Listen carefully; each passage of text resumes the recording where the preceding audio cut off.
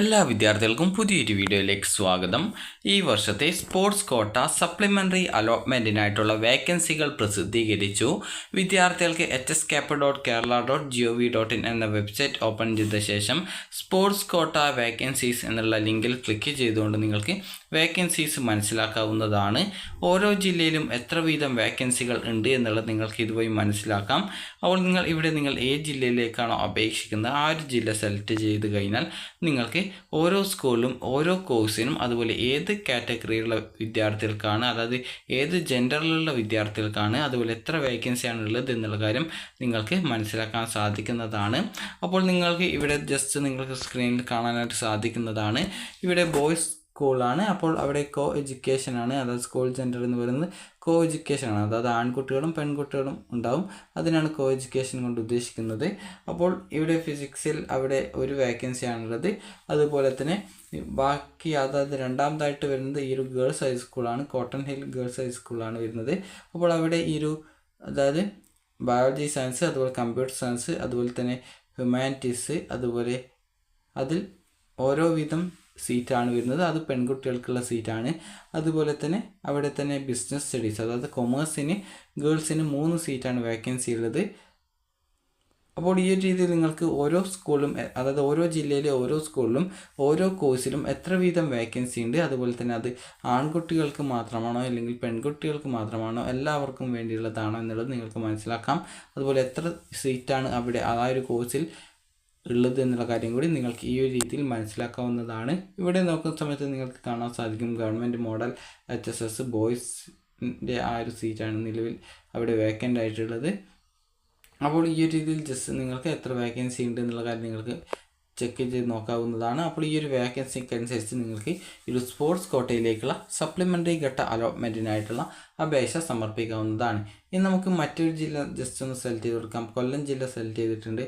അപ്പോൾ കൊല്ലം ജില്ല സെലക്ട് ചെയ്തു. അപ്പോൾ ഇനി ആ ഒരു പേജ് ലോഡായിട്ട് ആ ഒരു കൊല്ലം ജില്ലയിലെ ആ ഒരു സ്കൂളിൻ്റെ ലിസ്റ്റ് ഇപ്പോൾ വരും. അപ്പോൾ ആ ഒരു ലിസ്റ്റ് വന്നു കഴിഞ്ഞാൽ നിങ്ങൾക്ക് ഓരോ ജില്ലയിലെയും, അതായത് ഇപ്പോൾ ആ ഒരു പേജ് വന്നിട്ടുണ്ട്. അപ്പോൾ നിങ്ങൾക്ക് ഇവിടെ കാണാൻ സാധിക്കുന്നതാണ്. ഇവിടെ കോ എഡ്യൂക്കേഷൻ ആണ് സ്കൂൾ ജെൻഡർ പറഞ്ഞിട്ടുള്ളത്. കോ എഡ്യൂക്കേഷൻ എന്ന് പറഞ്ഞാൽ ആൺകുട്ടികളും പെൺകുട്ടികളും പഠിക്കുന്ന സ്കൂളാണ് കോ എഡ്യൂക്കേഷൻ. ഗേൾസ് എന്ന് മാത്രമാണെങ്കിൽ അത് ഗേൾസ് സ്കൂളായിരിക്കും, ബോയ്സ് എന്നാണെങ്കിൽ ബോയ്സ് സ്കൂളായിരിക്കും. അപ്പോൾ കോ എഡ്യൂക്കേഷൻ ആണെങ്കിൽ ഇവർ രണ്ടുപേരും ആ ഒരു സ്കൂളുകളിൽ ഉണ്ടാവും. അപ്പോൾ അതുപോലെ നിങ്ങൾക്ക് അവിടെ എത്ര വീതം സീറ്റാണ് വേക്കൻസി ആയിട്ടുള്ളത് എന്നുള്ളത്, അതായത് ഈ ഒരു ആ ഒരു സീറ്റ് എത്ര ഒഴിവുണ്ട് എന്നുള്ള കാര്യം നിങ്ങൾക്ക് മനസ്സിലാക്കാം.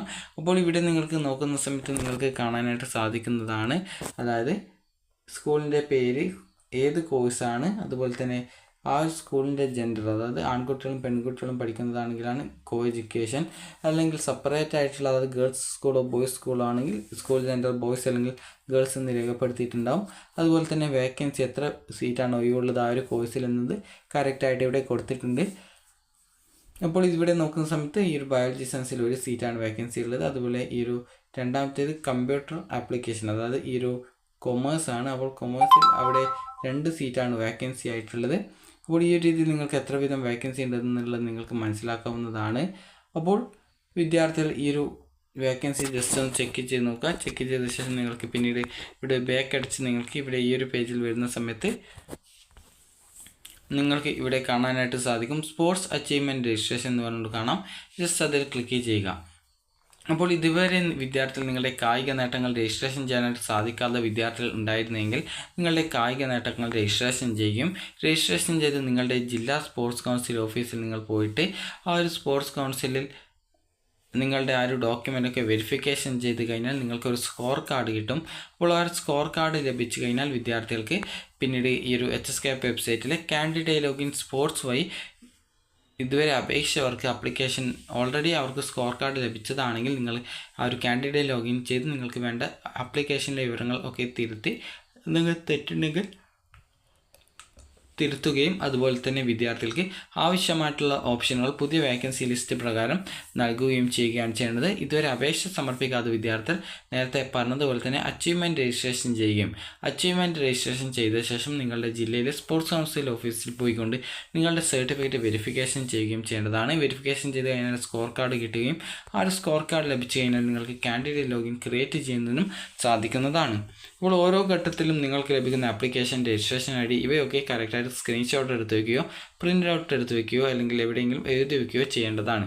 ഇനി ഇവിടെ രജിസ്റ്റർ ഓൺലൈൻ എന്ന് പറഞ്ഞുള്ളൊരു ലിങ്ക് കൊടുത്തിട്ടുണ്ട്, അതിൽ ക്ലിക്ക് ചെയ്യുക. അതിനുശേഷം നിങ്ങൾക്ക് നിങ്ങളുടെ SSLCയുടെ സ്കീം ഏതാണ് അത് കറക്റ്റായിട്ട് സെലക്ട് ചെയ്ത് കൊടുക്കുക. അതിനുശേഷം നിങ്ങളുടെ SSLCയുടെ register number, year of pass, month of pass, date of birth, അതുപോലെ ക്യാപ്ച എന്ന് പറഞ്ഞാൽ ഇവിടെ കാണുന്ന കുറച്ച് നമ്പേഴ്സാണ്, അത് എന്നിവ നൽകി സബ്മിറ്റ് ചെയ്യുക. സബ്മിറ്റ് ചെയ്യുന്ന സമയത്ത് പിന്നീട് നിങ്ങൾക്ക് ആ ഒരു ആപ്ലിക്കേഷൻ നിങ്ങൾക്ക് എന്ത് അച്ചീവ്മെൻറ്റാണ് നിങ്ങൾ നേടിയിട്ടുള്ളത് എന്നിങ്ങനെയൊക്കെയുള്ള അത് നിങ്ങൾ ഇതുവരെ ഓൾറെഡി രജിസ്ട്രേഷൻ ചെയ്യാത്ത വിദ്യാർത്ഥികളാണെങ്കിൽ ക്ലിക്ക് ഹിയർ എന്നൊരു ഓപ്ഷൻ പിന്നീട് അടുത്ത പേജിൽ കാണും. അതിൽ ക്ലിക്ക് ചെയ്ത് കഴിഞ്ഞാൽ നിങ്ങൾക്ക് നിങ്ങളുടെ ബാക്കിയുള്ള ഡീറ്റെയിൽസൊക്കെ കൊടുക്കാൻ സാധിക്കും. അതായത് നിങ്ങളുടെ ഏത് തരത്തിലാണ് അച്ചീവ്മെൻറ്റ് നേടിയിട്ടുള്ളത്, ആ ഒരു അച്ചീവ്മെൻറ്റ് എത്രാം സ്ഥാനത്താണ്, അതുപോലെ ഏത് ഗ്രേഡാണ് കിട്ടിയത് എന്നിങ്ങനെ അതിനെക്കുറിച്ചുള്ള ബേസിക് ഡീറ്റെയിൽസൊക്കെ അതിൽ നൽകിയിട്ടുണ്ടാകുന്നതാണ്. അപ്പോൾ സ്വന്തമായിട്ട് അപേക്ഷ സമർപ്പിക്കാൻ അറിയാത്ത വിദ്യാർത്ഥികൾക്ക് ഹൗ ടു രജിസ്റ്റർ എന്ന് പറഞ്ഞിട്ടുള്ള ഒരു ഓപ്ഷൻ കൊടുത്തിട്ടുണ്ട്. അത് ക്ലിക്ക് ചെയ്ത് ആ ഒരു PDF നിങ്ങൾക്ക് ഡൗൺലോഡ് ചെയ്തെടുത്ത് കഴിഞ്ഞാൽ നിങ്ങൾക്ക് ആ ഒരു ഡീറ്റെയിൽസൊക്കെ കറക്റ്റായിട്ട്, അതായത് എങ്ങനെ അപേക്ഷിക്കാം എന്നുള്ള കാര്യം വിദ്യാർത്ഥികൾക്ക് കറക്റ്റായിട്ട് മനസ്സിലാവുന്നതാണ്. അപ്പോൾ വിദ്യാർത്ഥികൾക്ക് ഈ ഒരു വീഡിയോ ഉപകാരപ്രദമായിട്ടുണ്ടെങ്കിൽ ലൈക്ക് ചെയ്യുക, ഷെയർ ചെയ്യുക. അതുപോലെ തന്നെ സ്പോർട്സ് അച്ചീവ്മെൻറ്റ് രജിസ്ട്രേഷൻ നാളെ മുതൽ അതായത് ഇന്ന് മുതൽ ചെയ്യാവുന്നതാണ്. നാളെ മുതൽ നിങ്ങൾക്ക് sports quota candidate login create ചെയ്ത് നിങ്ങൾക്ക് പുതിയ അപേക്ഷകളും അതുപോലെ ഓൾറെഡി അപേക്ഷിച്ച വിദ്യാർത്ഥികൾ അപേക്ഷകളെ തെറ്റ് തിരുത്താനും പുതിയ ഓപ്ഷനുകൾ വാക്കൻസി ലിസ്റ്റ് പ്രകാരം നൽകാനും ശ്രദ്ധിക്കേണ്ടതാണ്. അപ്പോൾ ഈ ഒരു വീഡിയോ നിങ്ങൾക്ക് ഉപകാരപ്രദമായിട്ടുണ്ടെങ്കിൽ ലൈക്ക് ചെയ്യുക, ഷെയർ ചെയ്യുക. Thank you for watching.